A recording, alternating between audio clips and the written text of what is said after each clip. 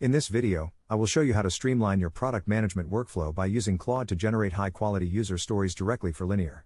Managing a backlog can be time-consuming, but combining the reasoning power of artificial intelligence with a clean project management tool makes the process incredibly efficient.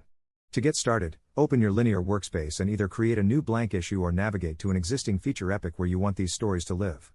Once you have your workspace ready, head over to Claude and prepare a specific prompt that sets the right context. You should tell Claude to act as an experienced product owner and ask it to write 5 user stories for your specific feature, such as a new in-app notification system. It is important to specify the format by asking for the standard Agile template, which follows the structure of as a user type, I want to perform an action, so that I receive a specific benefit. To make these stories truly ready for development, instruct Claude to include 3 specific acceptance criteria for each story using the given, when, and then format.